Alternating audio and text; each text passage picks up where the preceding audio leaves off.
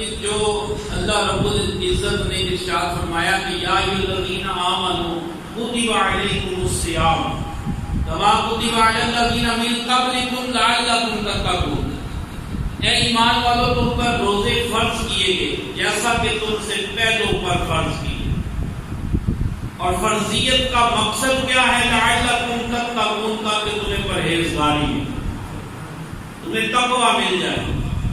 یہ مہینہ جس طرح گزارنے کا حق ہے اس طرح اگر کوئی گزار لے تو اللہ تعالیٰ اس کو انعام کے طور پر تقوی عطا فرمائے، اور تقوی بہت بڑی دولت ہے، اس قدر بڑی دولت ہے کہ قرآن مجید فرقان حمید میں جا بجا تقوی کی شان بیان فرمائی گئی کہ اہل تقوی کے اعمال کو رب تعالیٰ اپنی بارگاہ میں ضرور قبول فرماتا ہے، اہل تقوی سے اللہ رب العزت محبت فرماتا ہے۔ ان اکرمکم عند اللہ اتقاکم، کہ اللہ کے نزدیک تم میں سے عزت والا زیادہ وہ ہے جس کے پاس زیادہ تقوی، تو زیادہ متقی، تو لہذا تقوی بہت بڑی دولت ہے، اور یہ تقوی ملتا ہے رمضان المبارک کو اچھے انداز میں گزارنے سے۔ جس طرح حکم ہے اس طرح اس رمضان کو گزارنے سے وہ تقوی جیسی دولت انسان کو مل جاتی ہے۔ تو روزہ جو ہے رمضان مبارک کا روزہ، اس کا ثواب کتنا ہے؟ علماء فرماتے ہیں کہ اگر کسی شخص کا ایک روزہ رمضان کا ہے، اس روزے کی فضیلت کی اگر بات کی جائے تو علماء فرماتے ہیں ایک روزہ اگر کسی شخص کا رمضان کا رہ جاتا ہے اور اس فضیلت کو پانے کے لیے وہ پوری زندگی روزے رکھے، پوری زندگی روزے رکھے، لیکن یہ جو رمضان کے روزے کا ثواب ہے وہ ثواب اسے نہیں ملتا۔ اب اللہ لگائیں کہ اس رمضان کے روزے کی جو فضیلت ہے اس کا اندازہ لگایا جا سکتا ہے کہ کس قدر زیادہ ہے۔ اس لیے اتنا بڑا ثواب والا یہ کام رمضان کا روزہ، تو اس کو رکھنا بھی ہے، یہ فرض بھی ہے، اور اس کی حفاظت بھی کرنی ہے۔ اور یاد رکھیے کہ مسلمان پر دین کا علم حاصل کرنا یہ فرض ہے۔ جب بات آئے دین کے علم حاصل کرنے کے حوالے سے تو یہاں اپنی سستی کو چھپانے کے لیے ایک محاورہ بولا جاتا ہے، اللہ معاف کرنے والا۔ جیسے حج و عمرہ کی باتیں ہیں کہ حج و عمرہ کے لیے لوگ جاتے ہیں، ان کو کہیں کہ آپ سیکھ کر جائیں حج و عمرہ کیسے کرنا ہے، تو اب سیکھنے کے لیے تھوڑا سا ٹائم دینا ہے، تھوڑی محنت کرنی ہے، کتابیں پڑھنی ہے، یا کسی عالم صاحب کے پاس بیٹھ کر سیکھنا ہے، تو یہ مشقت سے بچنے کے لیے ایک ہی جملہ بول دیا جاتا ہے، اللہ معاف کرنے والا۔ اللہ معاف کرنے والا ہے، اس میں کوئی شک نہیں ہے، لیکن اللہ ہی کے محبوب صلی اللہ علیہ وسلم نے فرمایا ہے کہ طلب العلم فریضۃ علی کل مسلم، علم دین حاصل کرنا ہر مسلمان پر فرض ہے۔ تو لہذا اس معاملے میں بے احتیاطی نہیں کرنی چاہیے، اور اس قاعدے کو سمجھنا چاہیے کہ جب بھی بندہ بالغ ہوتا ہے اس پر جب نماز فرض ہے تو نماز سے متعلقہ مسائل کا سیکھنا بھی فرض ہے، اس پر روزہ فرض ہے تو روزے سے متعلقہ مسائل کا سیکھنا بھی فرض ہے، اس پر جب حج فرض ہو گیا یا زکوٰۃ اس پر فرض ہوئی تو اب زکوٰۃ اور جو حج ہے اس کے مسائل کا سیکھنا بھی فرض ہے۔ لہذا علم دین حاصل کرنے کے لیے وقت نہ نکالنا اور اس سلسلے میں تھوڑی بہت مشقت نہ اٹھانا اور مشقت برداشت نہ کرنے پر صرف یہ جملہ بولنا یہ قابل قبول نہیں ہے، یہ جملہ قابل قبول نہیں ہے کہ اللہ معاف کرنے والا۔ اللہ معاف فرمانے والا ہے، مگر اللہ کے احکام یہ بھی ضروری ہے، ان کو سامنے رکھنا ہے، اللہ کے محبوب صلی اللہ علیہ وسلم کے جو فرامین ہیں ان کو سامنے رکھنا ہے۔ تو روزہ بہت قیمتی یہ عبادت ہے اور اس کی اہمیت بہت زیادہ ہے، تو لہذا اس سلسلے میں روزے سے متعلقہ چند ایک ضروری مسائل میں عرض کرتا ہوں، اس کو بغور آپ سماعت فرمائیں، سمجھیں، جو سمجھ نہ آئے تو نماز جمعہ کے بعد بھی آپ پوچھ سکتے ہیں، ڈسکس کر سکتے ہیں، اور ان مسائل کو سیکھ کر گھر والوں کو بتائیں، دوست احباب کو بتائیں کہ بہت ساری غلط فہمیاں ہیں کہ جو خود ساختہ ہیں، خود سے گھڑ لی ہیں، اور وہ اس بنا پر روزے کے ثواب کو ضائع کر دیا جاتا ہے۔ انتہائی اختصار کے ساتھ ضروری مسائل میں عرض کرتا ہوں۔ سب سے پہلا مسئلہ ہے کہ عام طور پر الٹی کا جو مسئلہ ہے، قے آ جانا، ایک تعداد ہے کہ جو سمجھتے ہیں کہ جو ہی الٹی آئی تو روزہ ٹوٹ جاتا ہے، حالانکہ اس کی تفصیل ہے، وہ یہ ہے کہ خود بخود جو الٹی آتی ہے، خود بخود جو قے آتی ہے، یہاں تک کہ اتنی زیادہ ہے کہ بانٹی کر ہے، ایک مبالغہ ہے کہ اتنی زیادہ بھی اگر خود بخود الٹی کسی کو آ جائے تو اس سے روزہ نہیں ٹوٹتا۔ بس یہ مسئلہ ہے ذہن میں رکھنا کہ خود بخود الٹی آنے سے روزہ نہیں ٹوٹتا۔ اچھا، روزہ ٹوٹے گا کیسے؟ کہ جان بوجھ کر جو الٹی کی جاتی ہے، جیسے دنیا مار کر الٹی کی جاتی ہے۔ اب اس میں بھی جو جان بوجھ کر الٹی کی جاتی ہے، روزہ کب ٹوٹے گا؟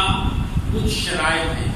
ایک یہ کہ وہ الٹی منہ بار یعنی بلا تکلف، جسے روکا نہ جا سکے، تیزی کے ساتھ جو الٹی ہوتی ہے، اور اس الٹی میں بھی ہو گیا کھانا ہو، پانی ہو یا خون ہو، یہ چیزیں اگر آئی تو پھر اس سے روزہ ٹوٹے گا، جو جان بوجھ کر الٹی کی جاتی ہے۔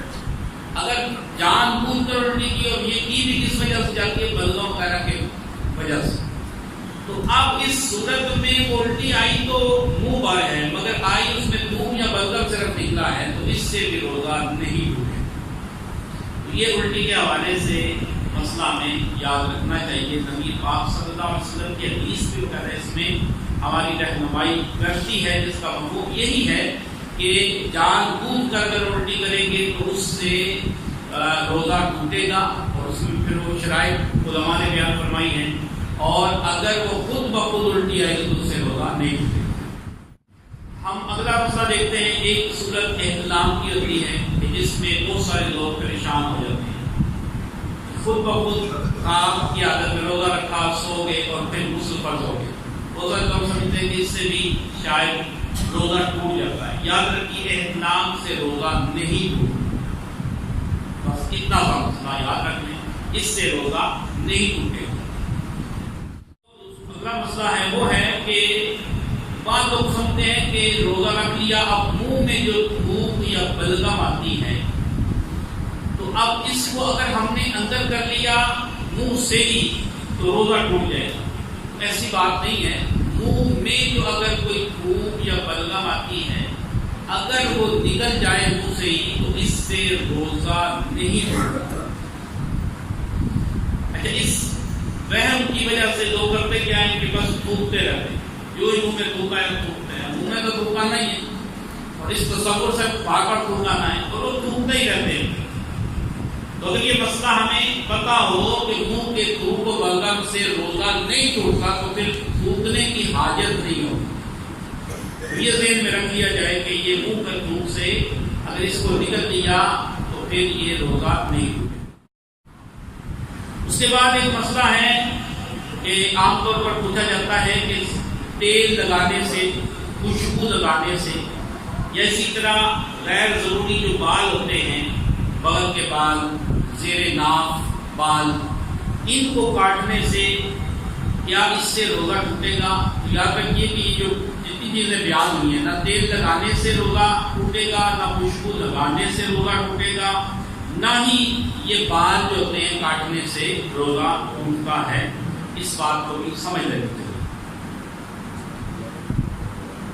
خوشبو سونگھنے سے بھی روزہ نہیں ٹوٹتا، یہ بھی یاد رکھیے۔ خوشبو ہوتی ہے جیسے لیکوڈ میں خوشبو ہے یا عطر وغیرہ لگایا جاتا ہے، اب پتہ اس کو سونگھ رہا ہے تو اس سے روزہ نہیں ٹوٹتا۔ روزہ کب ٹوٹے گا؟ جب اگربتی یا ایسا دھونے والی کو خوشبو ہے، اب اس کو آپ ناک کے پاس لے جائیں گے، کھینچیں گے سانس سے، تو وہ دھواں اگر منہ یا ناک میں چلا گیا پھر روزہ ٹوٹے گا۔ باقی یہ جو عام خوشبو ہوتی ہے، جیسے کوئی پھول کی خوشبو سونگھ رہا ہے، اس سے کوئی چیز تو آپ کے اندر نہ جائے تو اس سے روزہ نہیں ٹوٹتا۔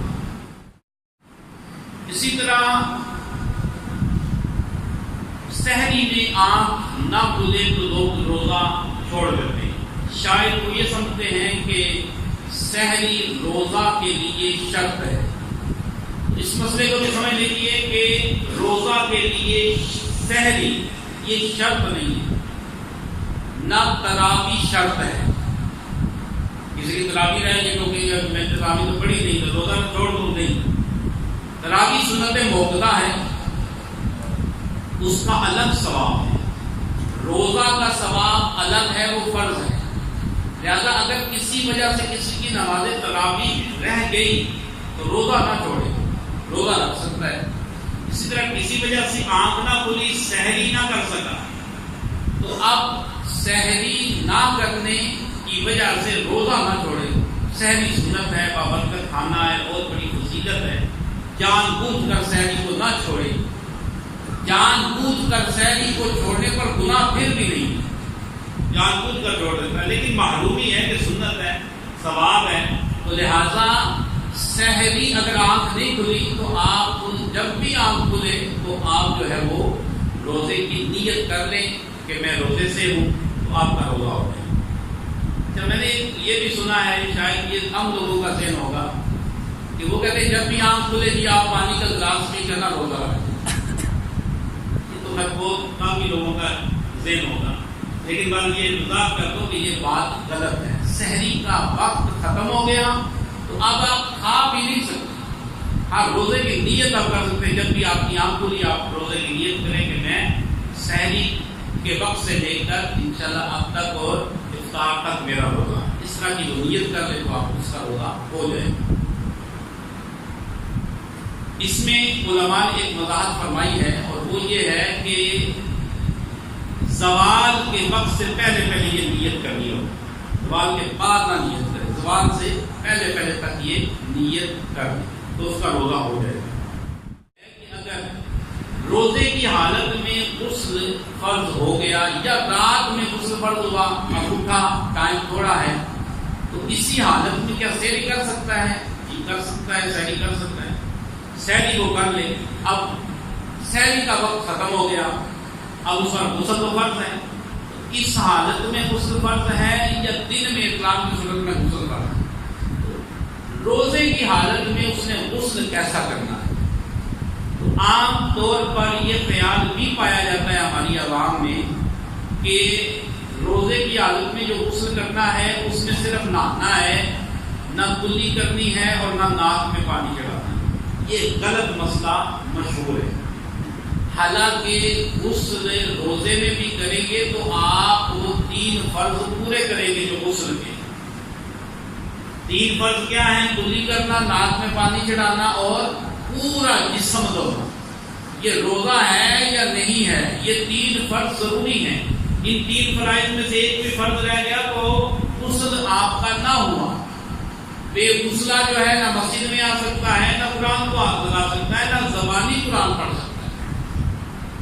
ان باتوں کو سمجھنا چاہیے کہ یہ مسئلہ غسل جیسا فرض ہے اسی طرح غسل کرنا۔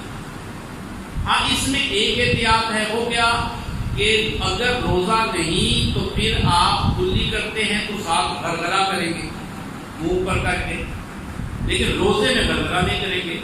روزے میں کلی کریں گے منہ نیچے کر کے، آپ اچھی طرح کلی کریں مگر مبالغہ نہ کریں، اس طرح کلی کریں کہ منہ میں پانی گھوم جائے، دانتوں کی کھڑکیوں میں سے بھی پانی گزر جائے، مگر منہ اوپر نہ کریں کہ کہیں ایک قطرہ بھی پانی حلق سے نیچے اتر گیا تو پھر روزہ ٹوٹ جائے۔ احتیاط کے ساتھ، مگر فرض بھی تو پورے کریں۔ اسی طرح ناک میں پانی چڑھانے میں بھی احتیاط کرنی ہے کہ اتنا زیادہ زور سے کھینچنا نہیں ہے کہ پانی جو ہے دماغ کو پہنچ جائے، اس صورت میں بھی پھر روزہ ٹوٹ جاتا ہے، لیکن فرض تینوں پورے کرنے ہوں۔ اس کے بعد جو مسئلہ ہے وہ ہے حالت روزہ میں مسواک، پیسٹ، منجن وغیرہ کرنے کا حکم۔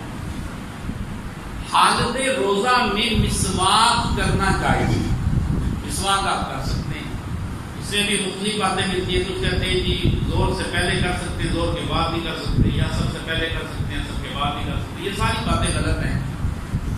روزہ صبح سے لے کر شام تک جب چاہیں مسواک کریں، اس کی اجازت ہے۔ البتہ اس میں بھی وہی احتیاط ہے کہ مسواک کرنے سے روزہ نہیں ٹوٹے گا، البتہ مسواک کے ساتھ باریک ریشے ہوتے ہیں۔ لکڑی کے جو مسواک جب آپ کرتے ہیں تو وہ برشی کی صورت میں، ریشے کی صورت میں وہ بنتے ہیں۔ تو وہ ریشے جو ہیں، ان ریشوں میں سے کوئی ریشہ اندر حلق سے نیچے نہ ہو، اس سے روزہ ٹوٹ جائے گا۔ البتہ فقط مسواک کرنے سے روزہ نہیں ٹوٹے گا۔ مسواک کے علاوہ جو ٹوتھ پیسٹ ہوتی ہے یا منجن وغیرہ ہوتا ہے وہ نہ کیا جائے، کہ وہ جتنی بھی آپ احتیاط کریں اس کے ذرات جو ہیں وہ حلق سے نیچے اترنے کا قوی اندیشہ ہے، لہذا اس سے روزہ ٹوٹ جائے گا۔ صرف مسواک کی اجازت، لہذا اگر منجن یا ٹوتھ برش، پیسٹ وغیرہ یوز کرنا چاہتے ہیں تو آپ سحری کے وقت، اگر ابھی ٹائم ہے، سحری کا وقت بند نہیں ہوا، اس سے پہلے آپ پیسٹ کریں، برش کریں، منجن کریں، اجازت ہے، یا پھر افطاری کے بعد کریں تو اس کی اجازت ہے۔ یہ بھی ہمیں سمجھنا چاہیے۔ اسی طرح ایک خاص جو بیماری ہے، اور یہ ایسی شیطان نے دماغوں میں ڈالی ہوئی ہے، راسخ کی ہوئی ہے، کہ ہر سال یہ مطلب ہے کہ اعلانات اور اس پر تبصرے اور اس پر وضاحتیں ہوتی ہیں کہ سحری کا تعلق یا افطاری کا تعلق اذان یا اعلان کے ساتھ نہیں ہوتا۔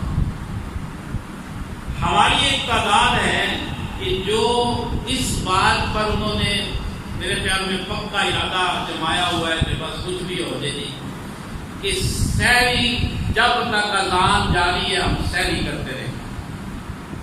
اتنا یعنی کہ ایک غلط تعصب شیطان نے ذہن میں بٹھا دیا۔ نقصان کس کا؟ ہم بار بار شور کر رہے ہیں بھائی اچھا آپ اذان کے ٹائم کھاتے رہے، ہمیں کیا نقصان؟ نقصان کس کا؟ نقصان اس کا کہ جو اذانوں کے ٹائم بھی کھا رہا ہے، کہ بیچارہ پورا دن بھوکا پیاسا مگر روزہ اس کا ہے نہیں، سحری کا وقت ختم ہونے کے بعد تو اس نے کھایا پیا، ایک لقمہ بھی کھا لیا، ایک گھونٹ پانی بھی پی لیا، اس کا روزہ نہیں ہے۔ امیر اہل سنت گجرات شہر میں بہت بڑے نگران صاحب کے گھر گئے، وہاں سحری کا انتظام تھا، آپ نے سحری کر لی۔ نگران صاحب کے جو والد صاحب ہیں حاجی صاحب، انہوں نے بہت اچھی قسم کی جناب دودھ پتی بنا کر کو لے کر آئے کہ امیر اہل سنت آئے ہیں، دعوت اسلامی کے امیر ہیں، بہت بڑے ماشاءاللہ پیر ہیں، اچھی سی چائے لے کر وہ آئے جناب، ایسے تھال سا تھا اور پیالے پڑے ہوئے جناب لے کر آئے تاکہ حضور چائے، اب انہوں نے چائے تو اب ٹائم تو ختم ہو گیا، انہوں نے کہا کہ ابھی تو اذان بھی نہیں ہوئی جناب، تھوڑی سی بھیڑ ہے، میں نے بڑی محبت سے لے کر آیا ہوں اور دودھ پتی لے کر آیا ہوں اور یہ وہ تھوڑی سی تو پی، تھوڑی سی ایک کوٹی بھی پیا تو روزہ گیا، روزہ فرض ہے۔ اب میں آپ کی محبت دیکھوں یا اللہ کا حکم دیکھوں، ٹھیک ہے، یا تو نفلی روزہ ہو تو چلو پھر تو گنجائش ہے میری محبتوں کو دیکھا جائے، لیکن فرض روزہ ہے، اس میں تو گنجائش نہیں ہے، تو لہٰذا اس معاملے کو سنجیدگی کے ساتھ لیا۔ جس طرح آپ اپنے خزانے کی حفاظت کا اہتمام کرتے ہیں، کسی کی بات نہیں سنتے، کوئی مشورہ دینا ہلکا سا، آپ کہتے ہیں نہیں یار مجھے پتہ ہے میں پیسے کی سنبھال لینا، اس میں کوئی کمپرومائز نہیں کرتے کسی کے ساتھ، اپنے مال کی حفاظت کرنے کا مکمل ہمیں پتہ ہے۔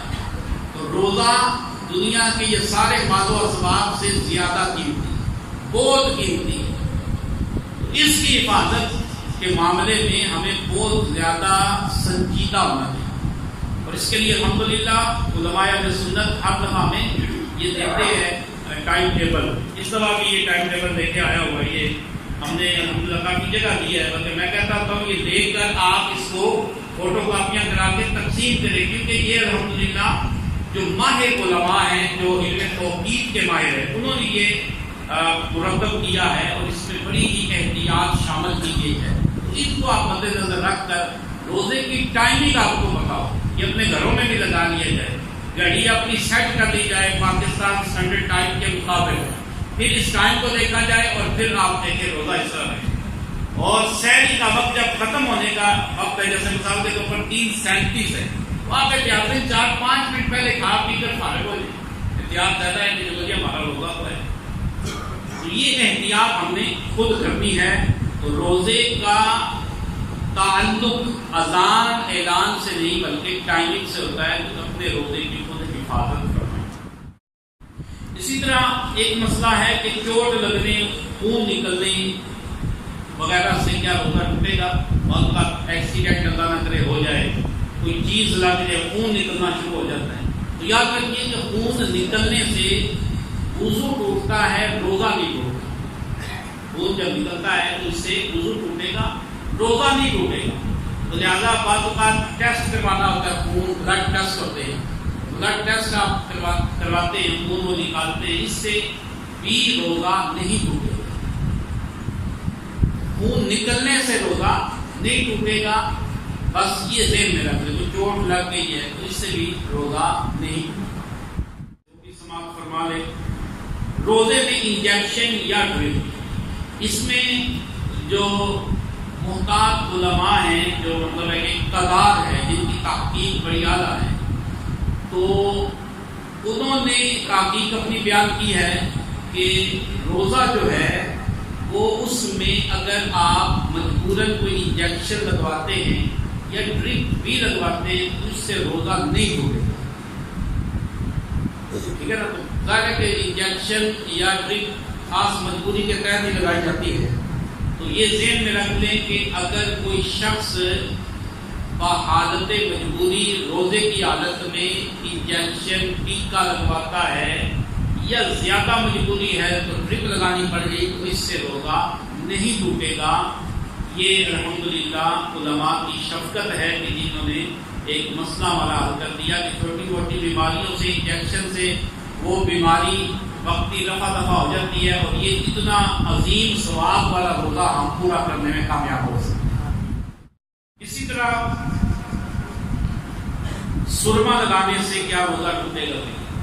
سرما لگانے سے روزہ نہیں ٹوٹتا، سرما سے روزہ نہیں ٹوٹے گا. البتہ کاجل کا حکم الگ ہے. کاجل وغیرہ جو ہوتی ہے یہ سرمے کی قسم میں سے نہیں ہے، تو لہٰذا کاجل سے احتیاط کی جائے. سرما اگر کوئی لگا لیتا ہے روزے کی حالت میں اس سے روزہ نہیں ٹوٹے گا. البتہ ایک مسئلہ خاص یاد رکھیے گا کہ روزے کی حالت میں آنکھ میں اگر کوئی دوائی ڈالے، ڈراپس ڈالے، اس سے روزہ ٹوٹ جائے. سرمے کی صرف اجازت ہے، دوائی کی اجازت نہیں ہے. روزے کی حالت میں آپ آنکھ میں ڈراپس وغیرہ نہیں ڈال سکتے، اس سے روزہ ٹوٹ جائے. کان میں دوائی ڈالنے سے روزہ نہیں ٹوٹے گا، لیکن اس میں ایک احتیاط ہے کہ کان کا پردہ کیا سلامت ہے یا ٹوٹا ہوا ہے. اگر کان کا پردہ صحیح ہے تو پھر اگر کان میں کوئی دوائی ڈال دیتا ہے تو روزہ نہیں ٹوٹے گا. بس یہ بات آپ یاد کر لیں. تو انشاءاللہ یہ چند ایک ضروری مسائل تھے. اللہ رب العزت ہمیں اپنے روزوں